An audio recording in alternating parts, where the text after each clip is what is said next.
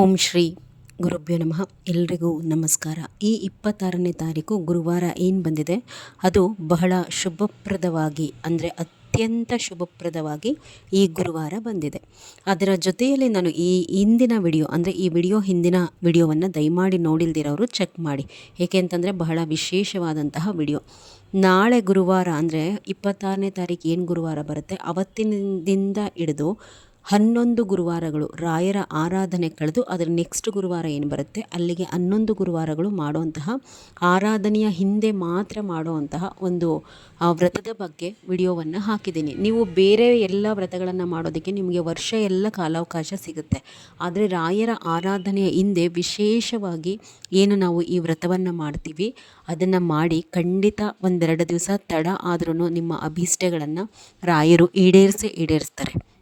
ಹೀಗಾಗಿ ಆ ವಿಡಿಯೋವನ್ನು ಚೆಕ್ ಮಾಡಿಕೊಂಡು ಎಲ್ಲರೂ ಸಹ ಆ ವ್ರತವನ್ನು ಮಾಡಲಿಕ್ಕೆ ಪ್ರಯತ್ನ ಪಡಿ. ಇಲ್ಲ ನಾವು ಬೇರೆ ವ್ರತಗಳನ್ನು ಮಾಡ್ತೀವಿ ಅನ್ನುವಂತಹವರು ಸಹ ಈ ಗುರುವಾರ ಖಂಡಿತ ನೀವು ಪ್ರಾರಂಭ ಮಾಡ್ಕೋಬಹುದು. 5 ಮಣ್ಣಿನ ದೀಪದ ಆರಾಧನೆಯನ್ನು ಈ ಗುರುವಾರ ಮಾಡಬೇಕಾಗತ್ತೆ. ರಾಯರಿಗೆ 3 ತರಹದ ಹೂವನ್ನು ಹಾಕಿ 3 ತರಹದ ಹಣ್ಣುಗಳನ್ನು ಇಡಿ, ಬಹಳ ವಿಶೇಷವಾಗಿ ಬಂದಿರೋದ್ರಿಂದ. ಇನ್ನು ಪೂಜಾ ವಿಧಾನ ಅಂತ ಹೇಳಿ ನೋಡಿದ್ರೆ ರಾಯರ ಫೋಟೋವನ್ನು ಉರಿಸಿಟ್ಕೊಳ್ಳಿ, ಶುದ್ಧವಾದಂತಹ ಗಂಧವನ್ನು ತೆಗೆದುಬಿಟ್ಟು ಹಚ್ಚಿ. ನೀವು ರಾಯರಿಗೆ ತೇಯುವಂತಹ ಗಂಧ ಅಂದರೆ ಏನು ಹಚ್ಚುತ್ತೀರಲ್ವ ತೆಗೆದುಬಿಟ್ಟು ಗುರುವಾರದ ದಿವಸ ತಲೆಗೆ ಸ್ನಾನವನ್ನು ಮಾಡಿಕೊಂಡು ಮಡಿಯಿಂದ ಆವಾಗ ತಾನೇ ತೇದಂತಹ ಗಂಧವನ್ನು ರಾಯರಿಗೆ ಹಚ್ಚಬೇಕು. ಹಿಂದಿನ ದಿವಸ ಎಲ್ಲ ಅಂದರೆ ಬೇಗ ಪೂಜೆ ಮಾಡಬೇಕು ಅಂತಂದು ಹಿಂದಿನ ದಿವಸನೇ ಗಂಧವನ್ನೆಲ್ಲ ತೇದಿಟ್ಕೊಂಡ್ಬಿಟ್ಟು ಅದನ್ನು ರಾಯರ ಫೋಟೋಗೆ ಖಂಡಿತ ಹಚ್ಚಬೇಡಿ, ಇದು ದೋಷ ಬರುತ್ತೆ.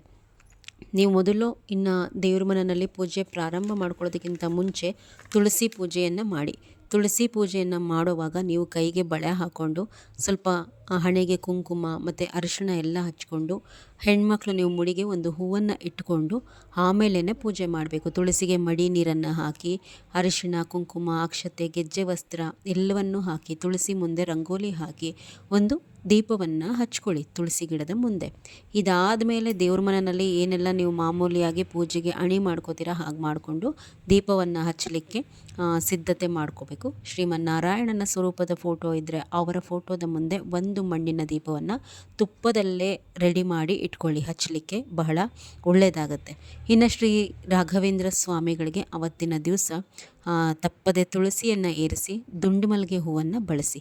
ನೋಡಿ, ದೊರೆಯೋದಿಲ್ಲ. ಈಗ ನಾನು ಹೇಳುವಂತಹ ಹೂವು ಬಹಳ ಅಪರೂಪ, ಬಟ್ ನಿಮಗೆ ಸಿಕ್ಕತ್ತೆ ಅಂತಂದರೆ ಪಾರಿಜಾತ ಹೂವನ್ನು ಬಳಸಿ, ಬಹಳ ಶ್ರೇಷ್ಠ ಇದು ರಾಯರ ಪೂಜೆಗೆ. ಪಾರಿಜಾತ ಹೂವು ಸಿಗಲಿಲ್ಲ ಅಂತಂದರೆ ದುಂಡು ಮಲ್ಲಿಗೆನೂ ಸಹ ರಾಯರು ಇಷ್ಟಪಡ್ತಾರೆ, ಅದನ್ನು ಸಹ ನೀವು ರಾಯರ ಪೂಜೆಗೆ ತಪ್ಪದೆ ಬಳಸ್ಕೊಳ್ಳಿ. ಇದು ಯಾವುದೂ ಸಿಗಲಿಲ್ವಾ, ನಿಮಗೆ ಏನು ಹೂಗಳು ನಿಮ್ಮ ಮನೆ ಹತ್ರ ನಿಮಗೆ ಸಿಗುತ್ತೆ ಅದನ್ನೇ ಭಕ್ತಿಯಿಂದ ಹಾಕಿ. ಆದರೆ ದಾಸವಾಳ ಮತ್ತು ಕಣಗ್ಲೆ ಹೂವನ್ನು ಮಾತ್ರ ಯಾವ ಕಾರಣಕ್ಕೂ ರಾಯರ ಪೂಜೆಗೆ ಬಳಸಬೇಡಿ. ಈ ಎರಡೂ ಹೂಗಳು ಯತಿಗಳಿಗೆ ಏರಿಸುವಂತಹದ್ದು ನಿಷಿದ್ಧ. ದಾಸವಾಳ ಮತ್ತು ಕಣಗ್ಲೆ ಹೂವನ್ನು ರಾಯರಿಗೆ ಬಳಸಬಾರ್ದು. ಯಾವ ಯತಿಗಳಿಗೂ ಸಹ ಇದನ್ನು ನಾವು ಬಳಸೋ ಹಾಗಿಲ್ಲ, ಯತಿಗಳಿಗೆ ಬಳಸುವಂತಹದ್ದು ನಿಷಿದ್ಧ. ವಾರ ಚೆನ್ನಾಗಿದೆ ಅಂತ ಹೇಳಿ ಅತಿಯಾದಂತಹ ಅಲಂಕಾರವನ್ನು ಮಾಡಲಿಕ್ಕೆ ಹೋಗಬೇಡಿ. ಸ್ವಲ್ಪ ಗುರುವಾರ ವಿಶೇಷವಾಗಿ ಹಾಕ್ಕೊಂಡು ಅಲಂಕಾರ ಮಾಡ್ಕೊಳ್ಳಿ ಸಾಕು, ಅತಿಯಾದಂತಹ ಹೂಗಳ ಹೇರಿಕೆ ಬೇಡ. ರಾಯರ ಮುಂದೆ 2 ದೀಪಗಳನ್ನು ತುಪ್ಪದಲ್ಲಿ ಹಚ್ಕೊಳ್ಳಿಕ್ಕೆ ಸಿದ್ಧ ಮಾಡ್ಕೊಳ್ಳಿ. ತುಳಸಿ ಗಿಡದ ಮುಂದೆ ದೀಪ ಹಚ್ಚಿ, ದೇವರ ಮನೆಯಲ್ಲಿ ಹಚ್ಚಿ, ಶ್ರೀಮನ್ನಾರಾಯಣನ ಫೋಟೋ ಮುಂದೆ ಏನು ಇಟ್ಕೊಂಡಿರ್ತೀರ ಮಣ್ಣಿನ ದೀಪ ಹಚ್ಚಿ, ಇದಾದ ಮೇಲೆ ರಾಯರ ಮುಂದೆ ಇರುವಂತಹ ದೀಪ ಹಚ್ಚಿ. ಇನ್ನು 5 ಮಣ್ಣಿನ ದೀಪದ ಆರಾಧನೆಯನ್ನು ಮಾಡುವಂತಹದ್ದು. ನೀವು ತಟ್ಟೆನಲ್ಲಿ ಹಚ್ತೀರಾ ಅಂತಂದರೆ ಈಗ ಯೂಸ್ ಆ್ಯಂಡ್ ಥ್ರೋ ಅಂದರೆ ಸುಪ್ಪಟೆ ಇಲ್ಲದೆಲ್ಲ ಬರುತ್ತಲ್ವ, ಅದರಲ್ಲಿ ಬೇಕಾದರೂ ಹಚ್ಕೋಬಹುದು. ಎಂಜಲು ಮಾಡಿದಂತಹ ತಟ್ಟೆಗಳನ್ನು ಅಂದರೆ ಊಟಕ್ಕೆ ಬಳಸುವಂತಹದ್ದು ಆ ತಟ್ಟೆಗಳಲ್ಲಿ ದೀಪವನ್ನು ಹಚ್ಚಲಿಕ್ಕೆ ಹೋಗಬೇಡಿ. ಇಲ್ಲ ಯಾವುದಾದ್ರೂ ಹೊಸ ಪ್ಲೇಟು ದೇವ್ರ ಮನೆಗೆ ಅಂತಲೇ ಇಟ್ಕೊಂಡಿದ್ರೆ ಅದರಲ್ಲಿ ಇಟ್ಕೋಬೋದು.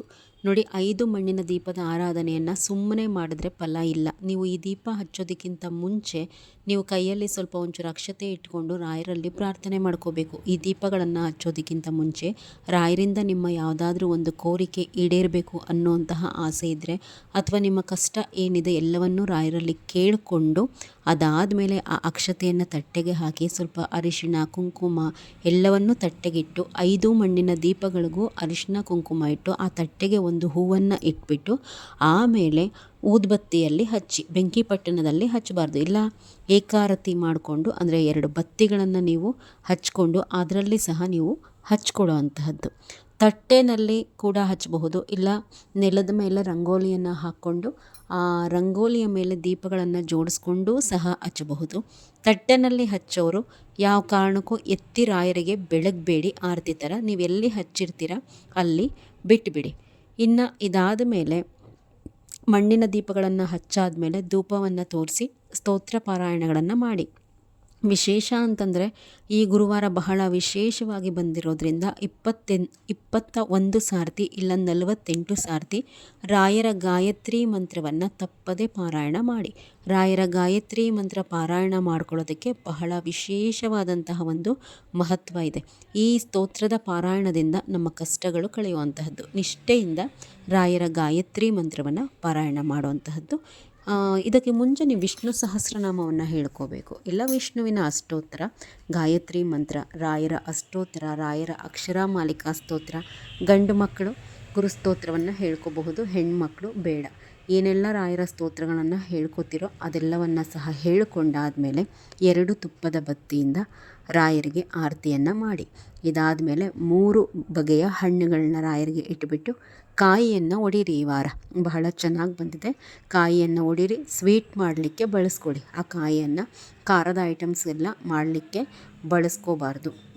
ಇದಾದ ತಕ್ಷಣ ರಾಯರಿಗೆ ಆದಷ್ಟು ಈ ವಾರ ಹಯಗ್ರೀವ ಅಥವಾ ಶಾವಿಗೆ ಪಾಯಸ ಅಥವಾ ಹೆಸರುಬೇಳೆ ಪಾಯಸವನ್ನು ನೈವೇದ್ಯ ಮಾಡಿ ತೋರಿಸಿ. ನನಗೇನೇನೆಲ್ಲ ಹೇಳಿದೆ ಇದೆಲ್ಲ ರಾಯರಿಗೆ ಬಹಳ ಪ್ರಿಯವಾದಂತಹ ನೈವೇದ್ಯಗಳು. ಕೇಳ್ತೀರಾ ಇದೆಲ್ಲವನ್ನು ಮಾಡಿ ತೋರಿಸಿ ಅಂತಂದು. ಖಂಡಿತ ಸಮಯ ಇರೋದಿಲ್ಲ ನನಗೆ, ಸಮಯದ ಅಭಾವ. ಮುಂದೆ ಸಾಧ್ಯ ಆದರೆ ಟೈಮ್ ಇದ್ದಾಗ ಎಲ್ಲವನ್ನು ಸಹ ವಿಡಿಯೋ ಮಾಡಿ ಈ ಐಟಮ್ಸ್ಗಳನ್ನು ಮಾಡುವಂಥದ್ದು ಹಾಕ್ತೀನಿ. ಇದಾದ ಮೇಲೆ ಪಂಚಾರತಿಯನ್ನು ಮಾಡಿಕೊಂಡು ಮಹಾಮಂಗಳಾರತಿಯನ್ನು ರಾಯರಿಗೆ ಮಾಡಿಕೊಳ್ಳಿ. ಅವತ್ತಿನ ದಿವಸ ತಪ್ಪದೆ ರಾಯರ ಮಠಕ್ಕೆ ಹೋಗಬೇಕು. ಬಹಳ ವಿಶೇಷವಾಗಿ ಬಂದಿರೋದ್ರಿಂದ ರಾಯರ ಮಠದಲ್ಲಿ ಕೂಡ ಗುರುವಾರ ಮಾಡುವಂತಹ ಹಲವಾರು ಸೇವೆಗಳಿದೆ. ಅಂದರೆ ಈ ಗುರುವಾರ ಸ್ವಲ್ಪ ಸ್ಪೆಷಲ್ಲಾಗಿ ಬಂದಿರೋದ್ರಿಂದ ನೀವು ರಾಯರ ಮಠದಲ್ಲಿ ಏನೇನೆಲ್ಲ ಸೇವೆಗಳು ಮಾಡ್ಬೋದು ಅಂತ ಹೇಳಿ ನೆಕ್ಸ್ಟ್ ವಿಡಿಯೋಸಲ್ಲಿ ಹಾಕ್ತೀನಿ. ತಪ್ಪದೆ ಪೂಜೆಯನ್ನು ಮಾಡಿಕೊಳ್ಳಿ. ಎಲ್ರಿಗೂ ಸಹ ರಾಯರು ಒಳ್ಳೆಯದನ್ನು ಮಾಡಲಿ. ನಮಸ್ಕಾರ.